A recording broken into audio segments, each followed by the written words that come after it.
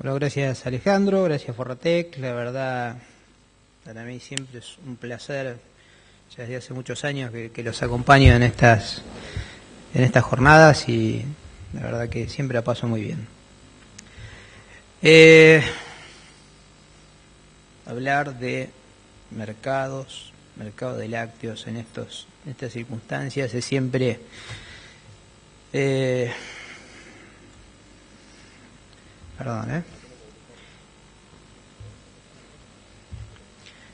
siempre un desafío, pero bueno, justamente como ya nos vamos poniendo viejos, es como que ya los tenemos, ya estamos acostumbrados a manejar este tipo de situaciones. ¿Por dónde empezar? Decidí empezar por el mercado interno, para que veamos qué es lo que está pasando, qué es lo que puede pasar, un poco la situación macro, después nos metemos de la tranquera para adentro, para después mirar un poquito el mercado internacional y después mirar una cosa más global, más de una visión que tengo para dejarlos bien confundidos. ¿Qué pasó?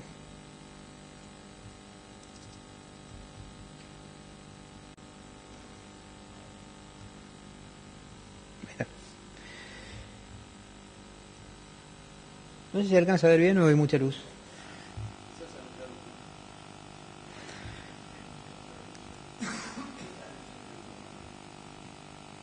Bueno, arrancamos viendo lo que es la tendencia de la producción de leche en Argentina. Esto es no es el total de la producción, sino una muestra de empresas con las que hasta marzo del año pasado el Ministerio llevaba las estadísticas de corto plazo.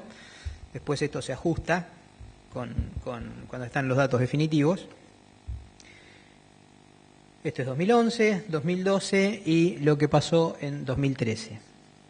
Si miramos 2013, vemos que arrancamos piensen que la curva amarilla es 2012, arrancamos muy por debajo con una caída de producción en todo el primer semestre, después se empezó a nivelar y ya sobre agosto, septiembre, octubre, el año pasado agosto fue muy malo, septiembre, octubre, noviembre ya muy positivos, el dato de diciembre no está, o sea, todos los datos, lo que es línea punteada, la referencia es el Centro de Industria Lechera porque el Ministerio a partir de marzo no publicó más estos datos y como las empresas son prácticamente las mismas, el dato del SIL es digamos, sirve para seguir esta tendencia.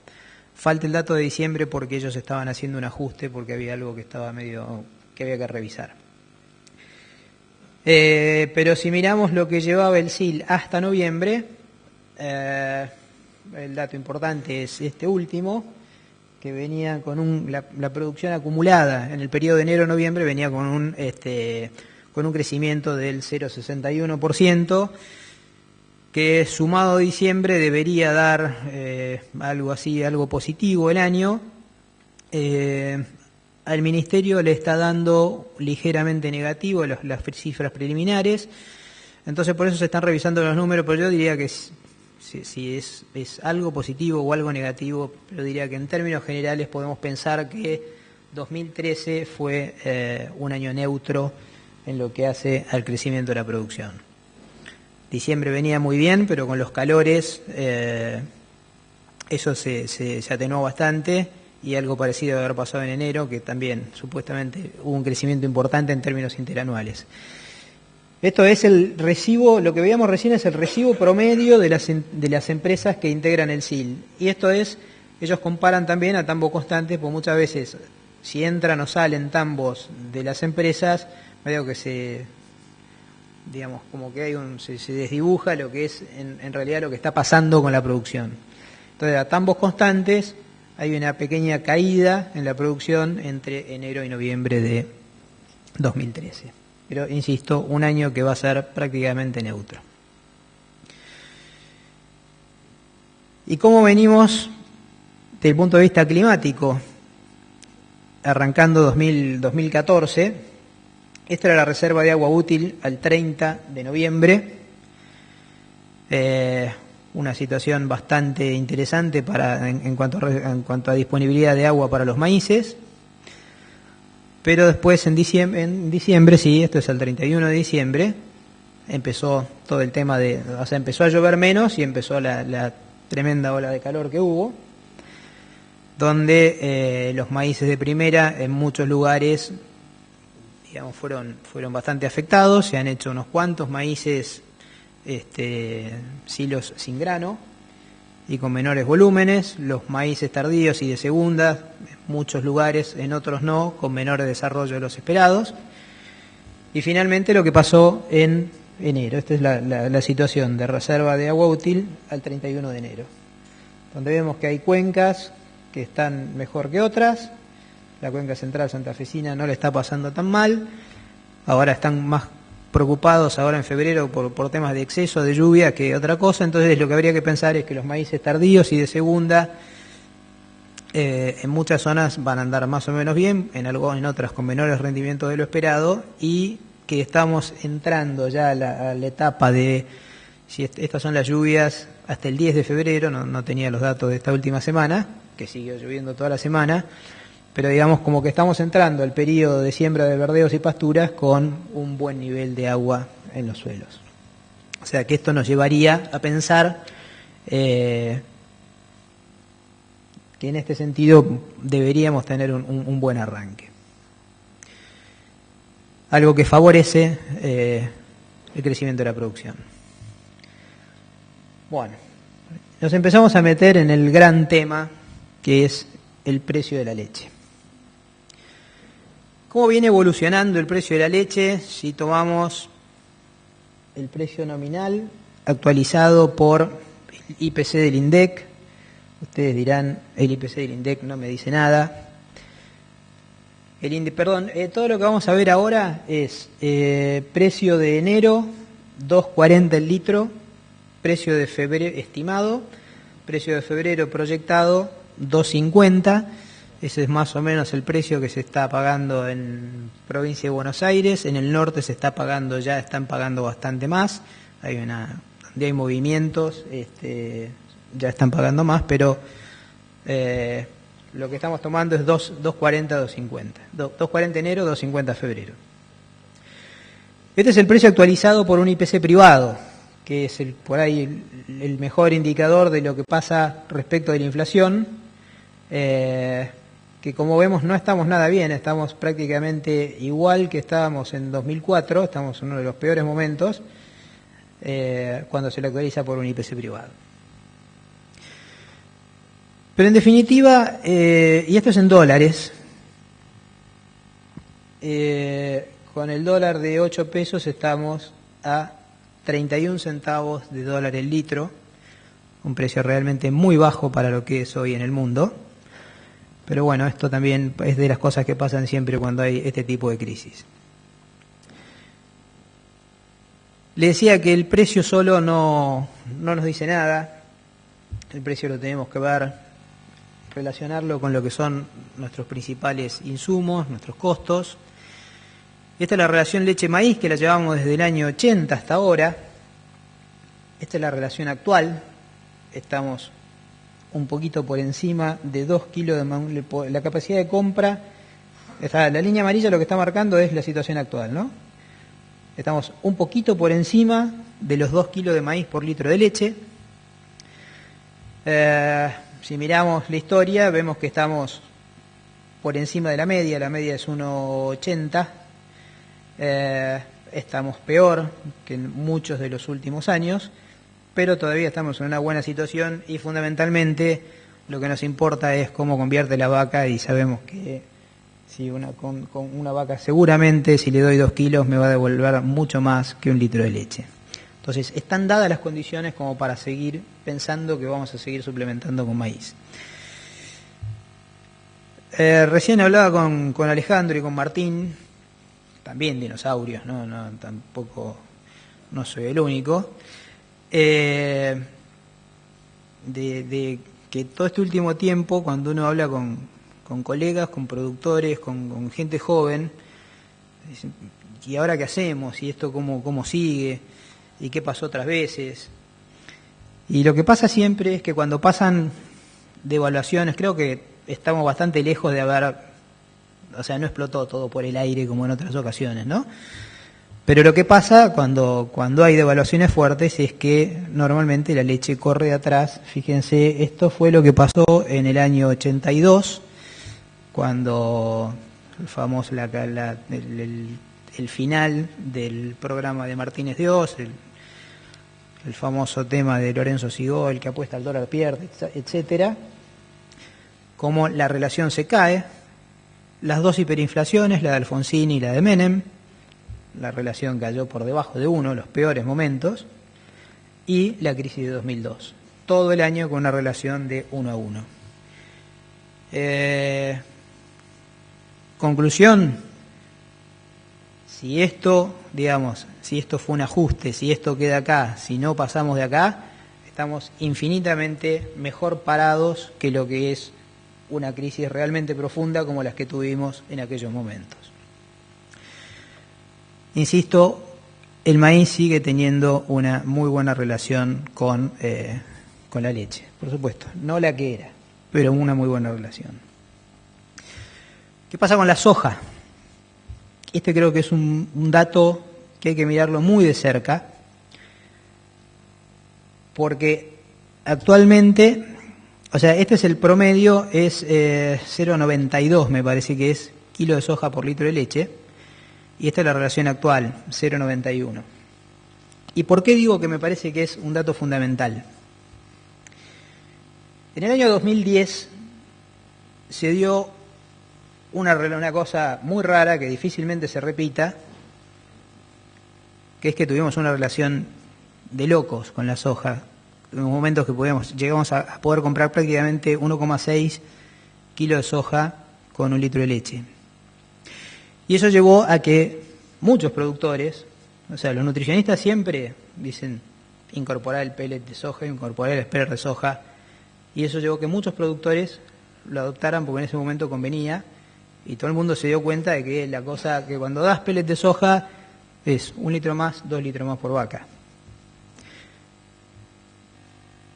El tema es que en la crisis de 2012, cuando la relación se cayó a estos niveles, que estuvo por 0,8 más o menos, por debajo de 0,8, también la gente lo empezó a dejar.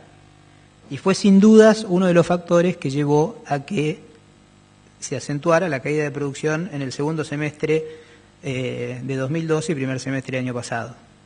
Después la relación mejoró, la gente empezó de vuelta a dar pellet de soja, y hoy, y eso favoreció el crecimiento de la producción. Hoy vemos cómo se está cayendo de vuelta, y les puedo asegurar que la industria es consciente de esto. Hay plena conciencia de que la relación no puede estar muy lejos de 0,9 porque se sabe que porque hay un efecto en la producción. Por eso les digo que este es un indicador importante. Pensar en una relación leche-soja de 0,91.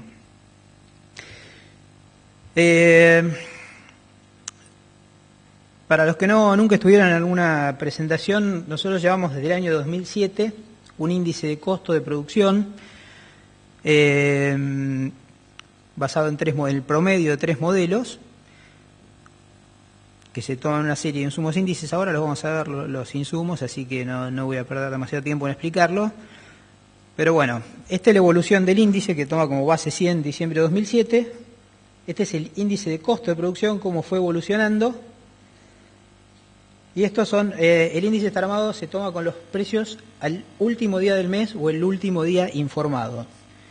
Fíjense lo que pasó, el salto que pega el índice a fin de enero, ya teníamos el dólar de 8, ¿no? Y por otro lado tenemos el índice precio, que esto es cómo evoluciona el precio de la leche. Fíjense la caída, cómo a veces corre de atrás de los costos, a veces le gana. En 2009 fue la crisis, en 2010 le ganó, en 2012 fue todo horrible, en 2013 se equipararon y ahora de vuelta el costo le gana al precio. Finalmente, y creo que lo más importante, es el ratio precio-costo, que nos marca como hoy estamos en 0,85, perdón, el anterior era sin subsidios y esto es para la época que hubo subsidios. Esta otra raya es los que cobraron subsidio. Enero da 0,85. Durante el año estuvimos prácticamente en alrededor de 1 o por debajo de 1. Si comparamos este 0,85 con lo que es la historia, nos encontramos con que solamente en la crisis de 2009 y en algún momento de 2012 nos caímos por abajo de esta barrera de 0,85.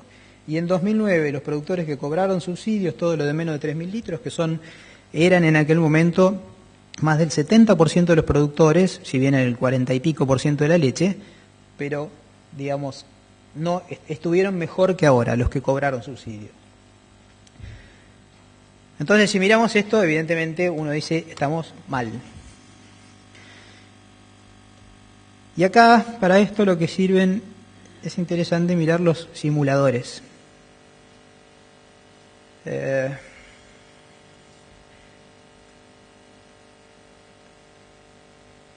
¿Qué pasaría si? Esta es, o sea, la situación a enero, con un precio de la leche de 2.40. Perdón, no.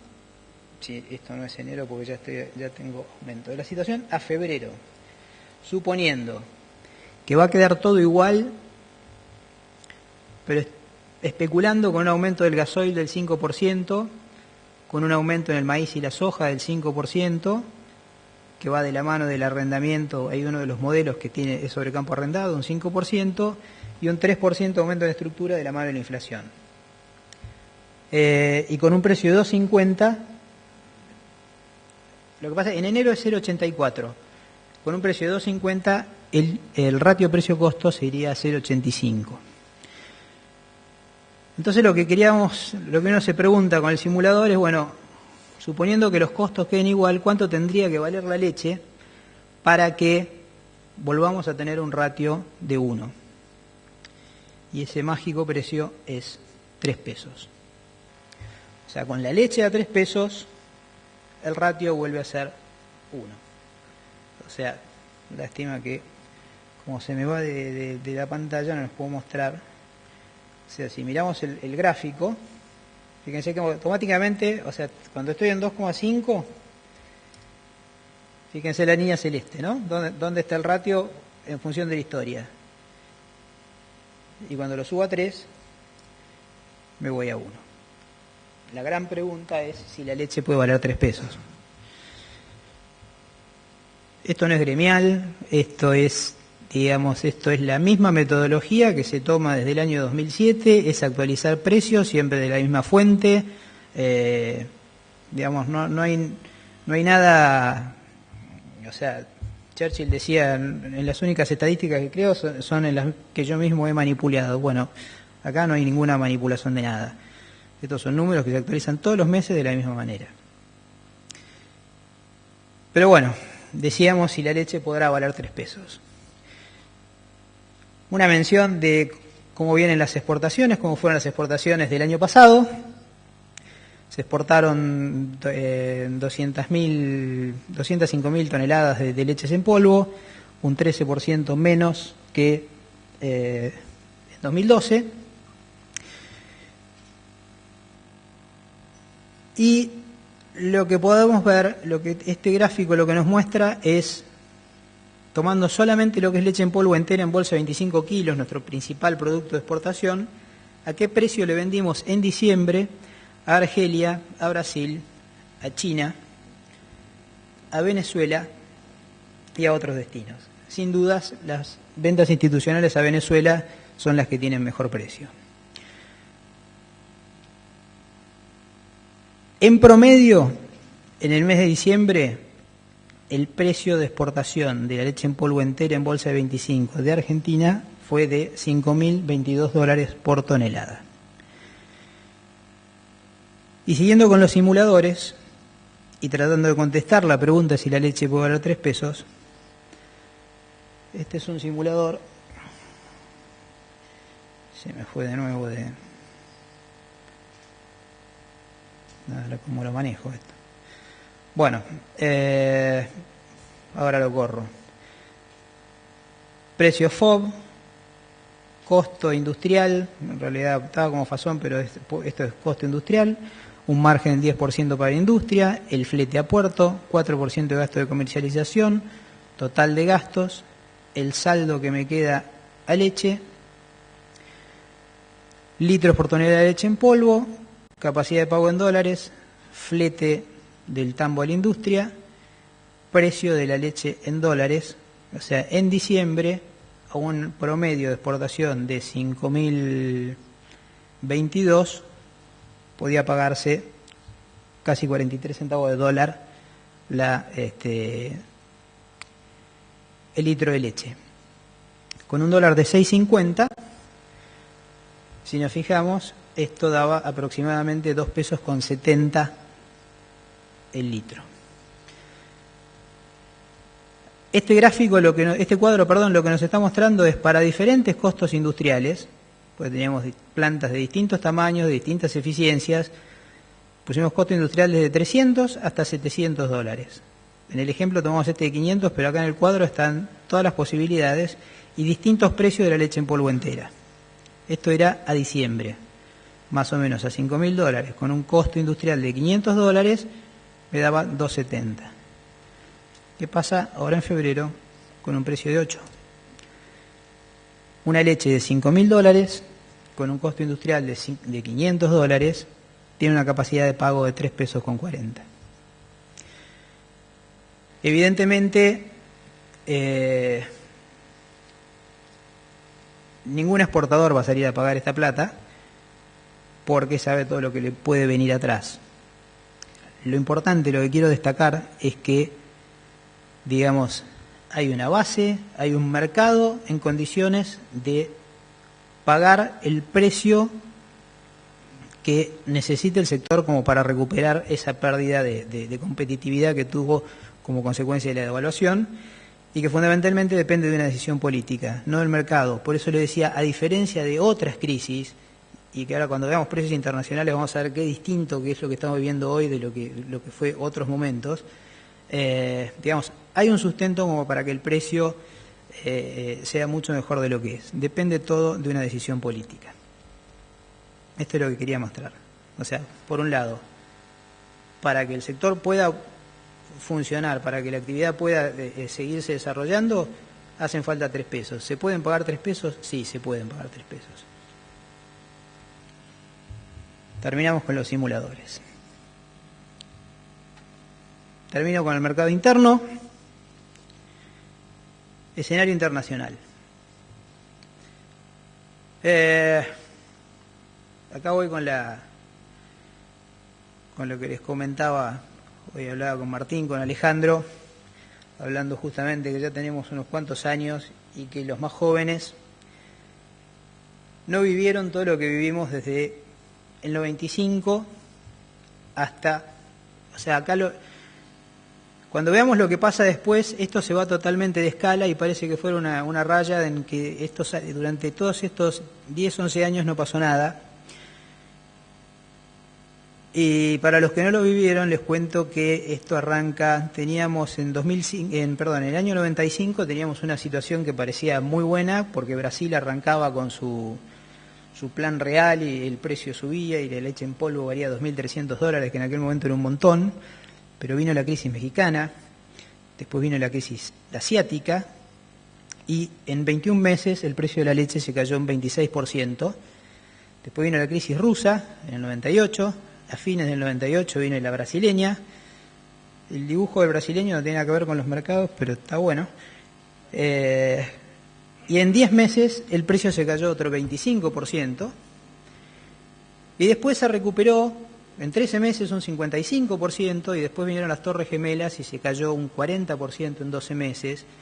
Y después se recuperó un 24%. En 24 meses se recuperó un 93%. Pasó de todo.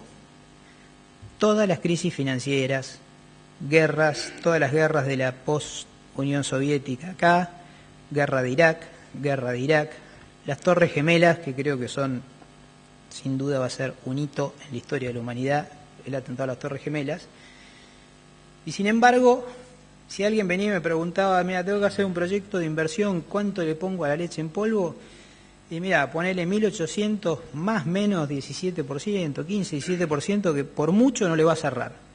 Puede haber un cisne negro que te lo tire un poquito para abajo, pero va a ser puntual, como pudieron ser las Torres Gemelas. Y ya les digo, pasó de todo. Y a partir de acá, pues si esto miran, esa raya que arranca ahí para arriba, yo creo que entramos, y eso es lo que dejo para el final, rumbo a algo desconocido, algo totalmente nuevo. Esto es lo que vino después. O sea, el rumbo a lo desconocido arranca ahí. Me acuerdo, Martín, Sebas, cuando las primeras charlas con Forratec que yo había escuchado hacía poco aquello de Einstein que decía: los fenómenos exponenciales colapsan y suponen cambio de paradigma. O sea, cuando decía eso estábamos por acá. Y fíjense cómo pasaron los años y cada vez uno se convence más que qué genio que era ese tipo, ¿no? Como después de un fenómeno exponencial las cosas nunca vuelven a ser como eran antes. Vamos a volver sobre eso. ¿Qué está pasando con la oferta de leche en el mundo? Esto es mes a mes comparado con el mismo mes del año anterior, ¿no? Vemos como a mediados de 2012 la producción empieza a caer y como a partir de mediados de 2013 la producción empieza a crecer. Si esto lo abrimos un poco, esto no es todo el mundo, estos son los principales bloques. Esto es Oceanía, tremenda sequía en Nueva Zelanda, enero, febrero, marzo del año pasado, uno de los drivers de la suba tan fuerte que tuvieron los precios. Europa, que sigue la misma tendencia, fíjense, uno totalmente pastoril, el otro, ¿qué pasa? Depende de los granos a partir de la seca de Estados Unidos de 2012, los granos subieron, las relaciones cayeron, empieza a caer la producción. Estados Unidos con un comportamiento más errático, llamémosle, y Sudamérica siguiendo exactamente la misma tendencia que Oceanía y que la Unión Europea. Lo primero que nos lleva a concluir esto es que como que los drivers de la oferta de leche se están globalizando, como que las tendencias en el mundo empiezan a ser todas las mismas. También vamos a volver un poquito sobre esto.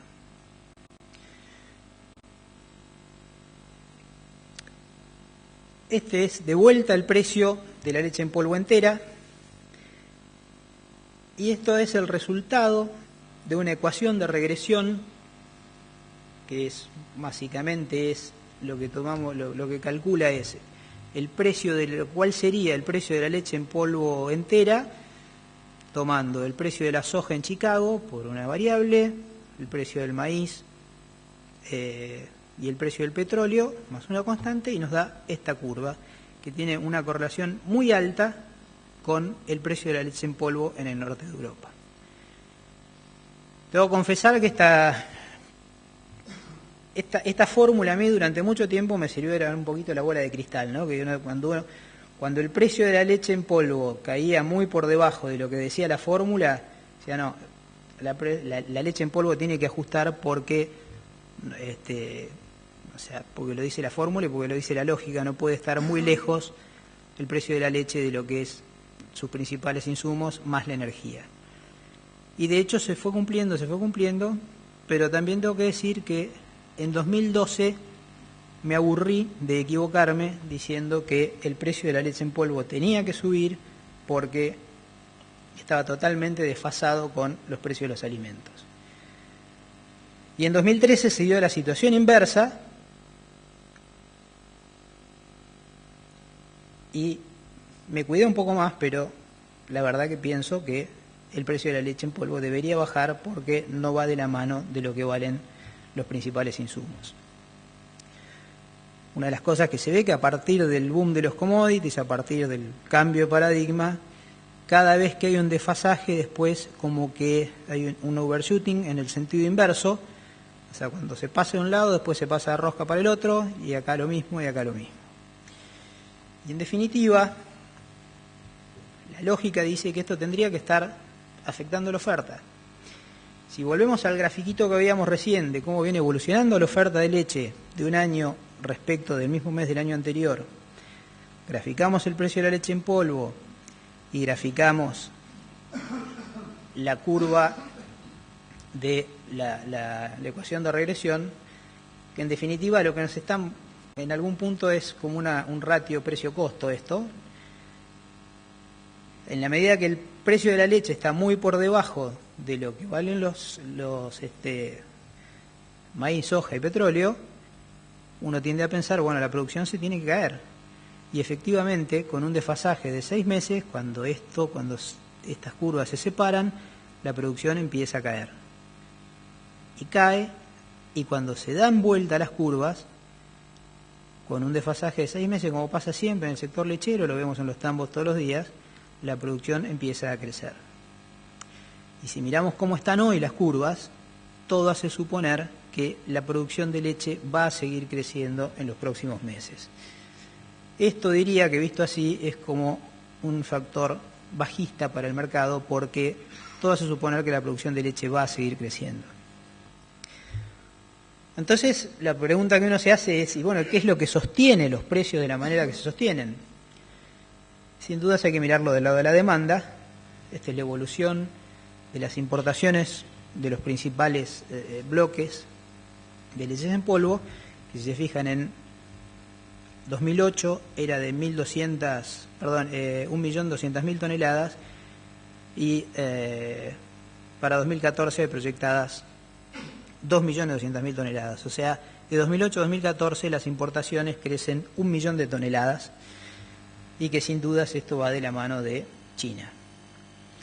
China, si vemos cómo fue toda la evolución, hasta 2008 no pasaba nada, 2009, 2010, 2011, 2012, 2013, 2014 van a importar 900.000 toneladas de leches en polvo frente a las 100.000 que importaban en 2008. O sea, un brutal crecimiento del 791% en 7 años. Ahora bien, si miramos el precio de la leche en polvo de vuelta, podemos sacar algunas conclusiones. Primero, el boom de los commodities no fue la causa, o sea, la demanda china no fue la causa del aumento, por lo menos en lácteos no fue la causa del aumento de precios. Evidentemente es un factor fundamental, un driver de precios fenomenal, pero que tiene una enorme sensibilidad a lo que pase con la oferta. Ellos tuvieron muchos problemas con lo que es su industria interna, problemas de calidad, y en los productos de mucho valor agregado, como puede ser las fórmulas infantiles, prefieren trabajar con productos importados para asegurarse la calidad de la materia prima, y en un escenario de escasa oferta salen a pagar lo que sea. Y digamos, y eso también es algo que le quita previsibilidad al mercado. Por un lado, sin dudas es un factor netamente alcista que la demanda china parece no tener. Fíjense que esta es la correlación entre el precio de la leche en polvo y el volumen de importaciones de China, el R cuadrado es bajísimo, o sea, no hay ningún grado de correlación. Los tipos pueden importar 100.000 toneladas a $5.000, es como que no tuvieran límite. Creo que hay algo que está mal en todo esto, pero en definitiva es lo que estamos viendo. Parece haber una barrera técnica en el orden de los $5.000, se empieza a poner nervioso el mercado cuando están por encima de los $5.000, pero, insisto, no parece tener un techo.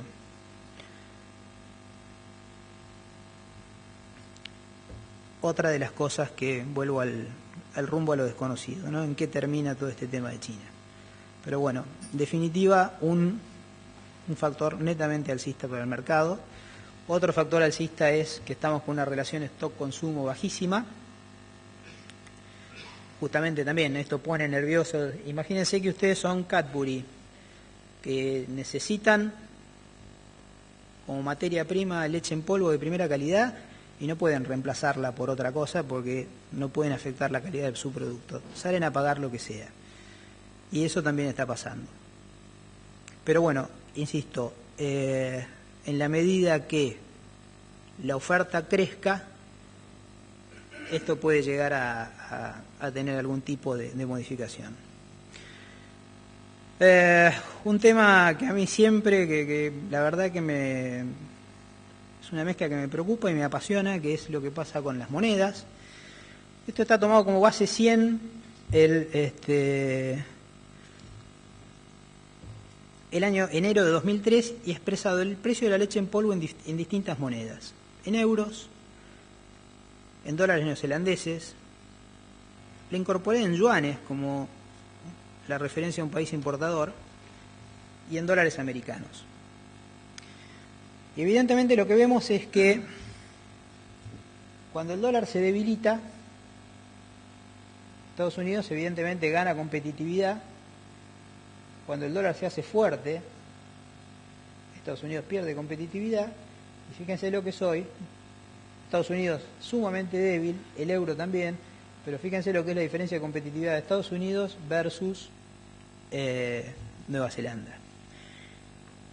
Para un país como el nuestro, que siempre tenemos al dólar, al no tener una moneda tan poco creíble, tenemos al dólar como referencia, creo que que el dólar sea débil a nosotros nos juega como alcista, porque en la medida que el dólar es débil, a nosotros de alguna manera nos termina yendo un poco mejor.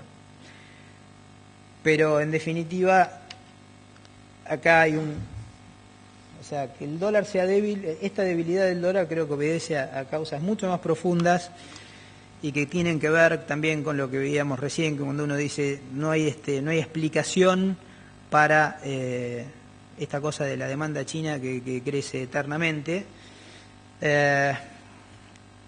Esto que tengo acá es el balance comercial de Estados Unidos entre 1960 y 2012. Si no se alcanza a ver, esto es cero. O sea, todo esto es déficit. Creo que estamos aburridos de escuchar hablar de nuestros grandes problemas son que como tenemos déficit gemelos tenemos que emitir y como emitimos tenemos inflación y como tenemos inflación tenemos que devaluar y como, o sea, gran tema argentino. Estos gráficos si fueran de Argentina sería exactamente lo mismo. Déficit fiscal. Esto es cero. Solo con Clinton tuvieron superávit, después déficit. Las chicas salen de compras. ¿Quién la financia? El mundo y en buena parte China. Entonces China le exporta a Estados Unidos y entonces China crece. Y entonces se genera lo que se vio siempre como un círculo virtuoso entre la economía de Estados Unidos y la economía china. El tema es cuando el círculo virtuoso se transforma en círculo vicioso. ¿Y de dónde sale? Porque esto suena muy lindo, pero ¿de dónde sale la plata para hacer todo esto? Y bueno, nos encontramos un buen día con que Estados Unidos triplicó su base monetaria. Hasta ahora lo pilotean, hasta ahora no hay inflación, hay varias explicaciones técnicas de por qué no hay inflación, pero cuando uno lee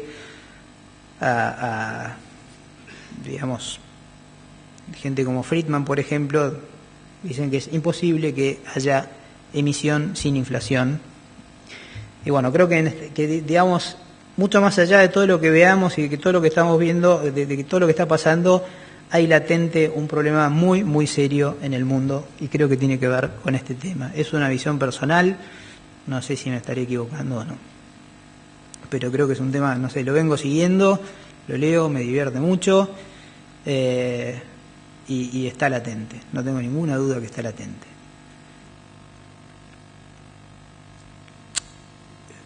Finalmente, después de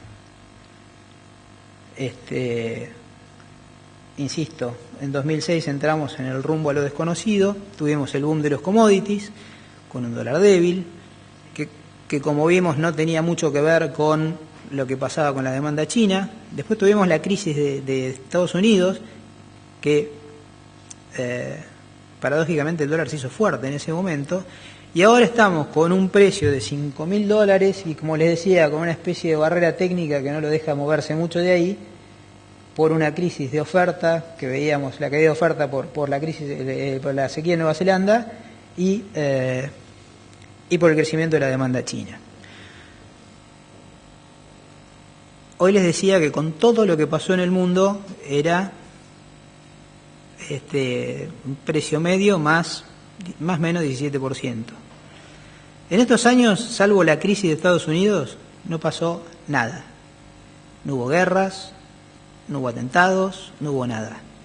Y si alguien me pregunta cuál es el precio, 3.750 más o menos 33% y algún cisne negro que te pueda agarrar por el camino. O sea, decir eso y no decir nada es exactamente lo mismo. Pero bueno, eso es lo que viene pasando desde el boom de los commodities en adelante. Si esto es lo que pasó, digamos, si yo miro esto, hoy es más lo que tenemos para perder que para ganar. Y si pasara, lástima, voy a hacer un...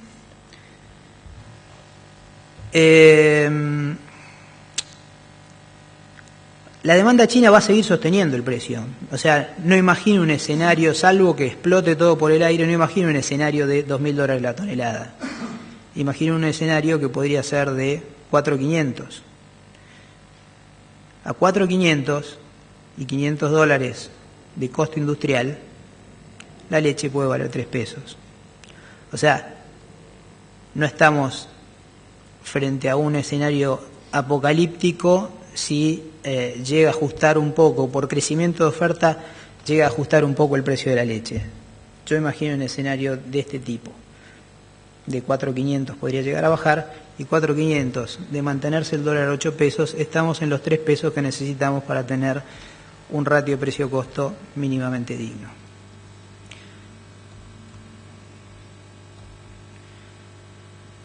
¿Me fui?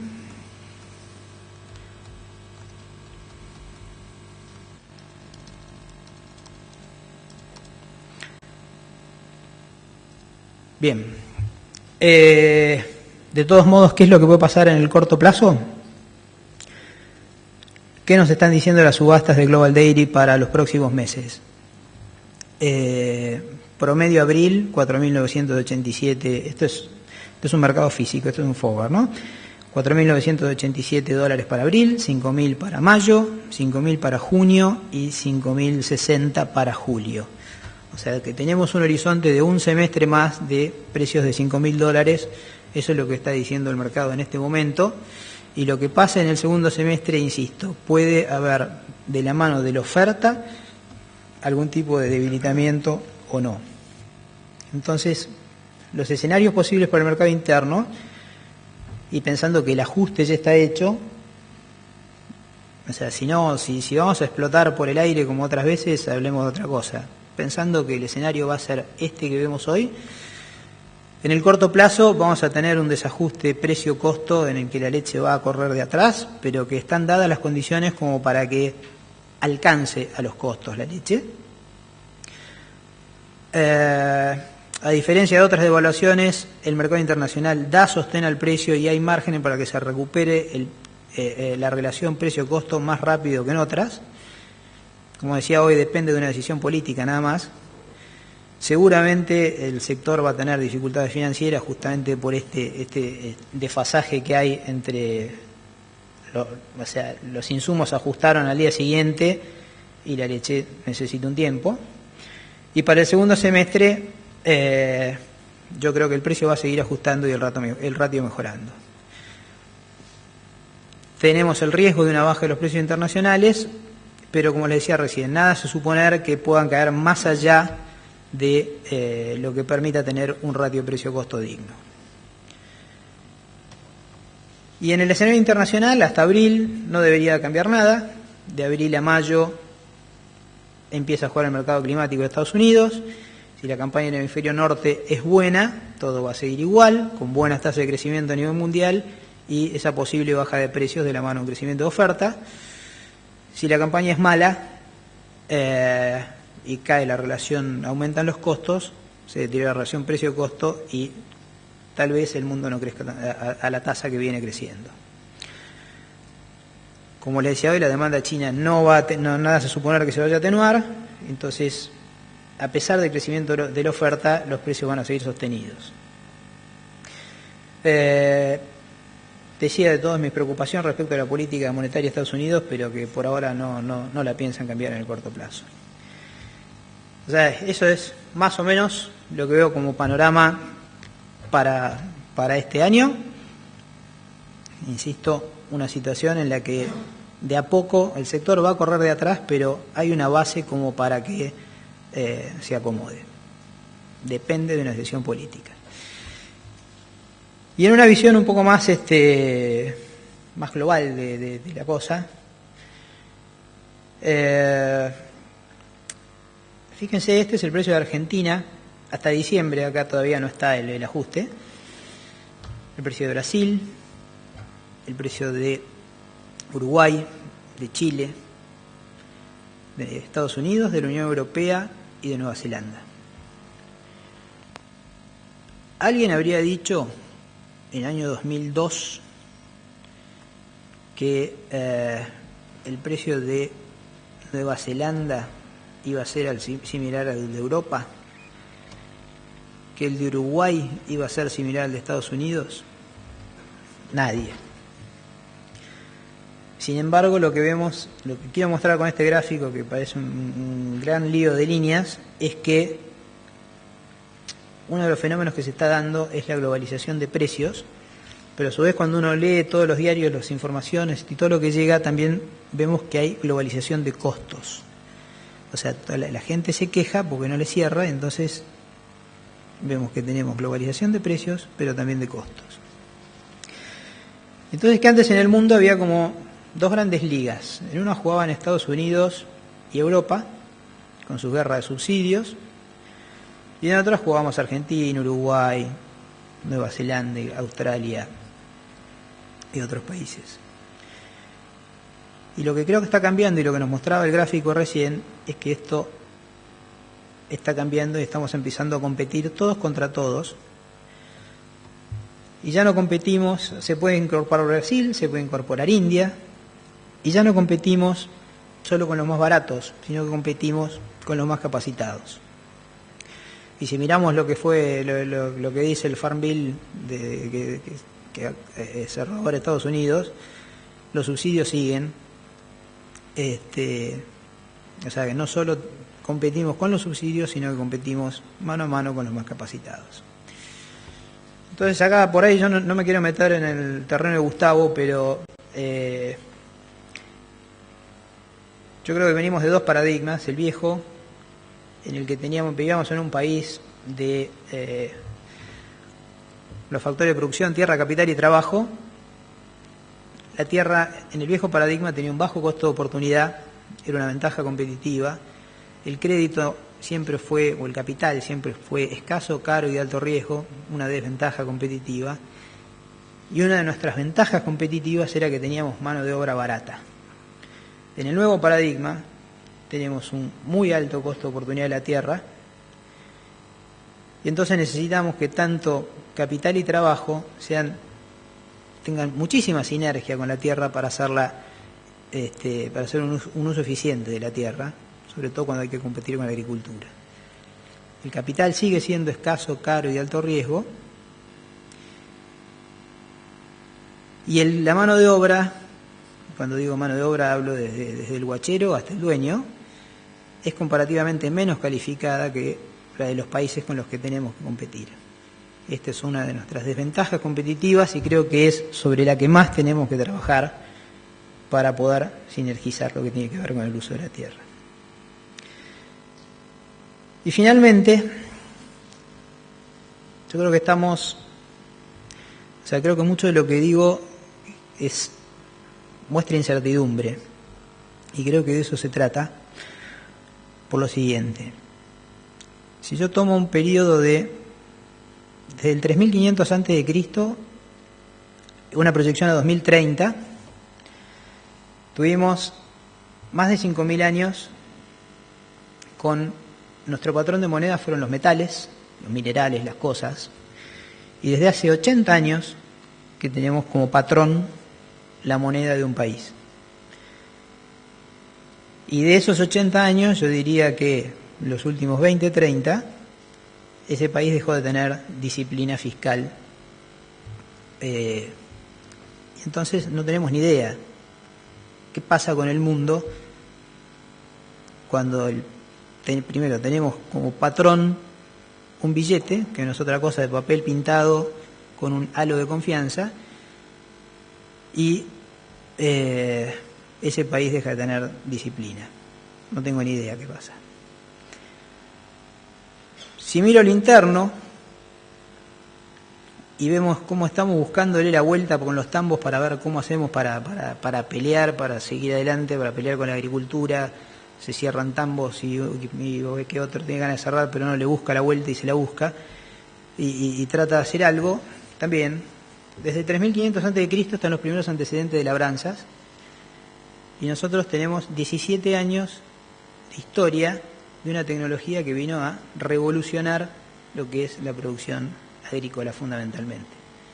Contra eso tenemos que, yo no sé si es competir, pero tenemos que inventar, ver cómo la peleamos todos los días. Encima se da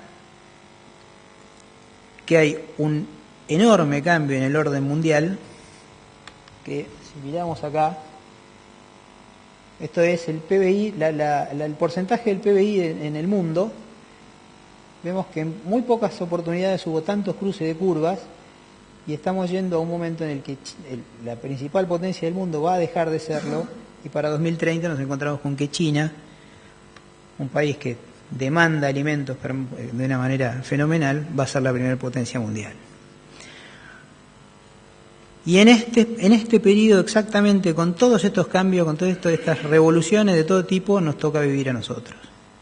Entonces nos encontramos con que la leche puede valer cualquier cosa, nos encontramos con que un país puede demandar lo que quiere y no parece no tener límite, nos encontramos con que los precios de la leche convergen en todo el mundo, nos encontramos con que Estados Unidos puede triplicar su base monetaria, y en Argentina estamos viendo a ver si el mejor sistema es el pastoril, si es el dry lot, si hay que usar TMR o hay que ir a silos de autoconsumo en las vacas en ordeño, o si tenemos que ir al freestall.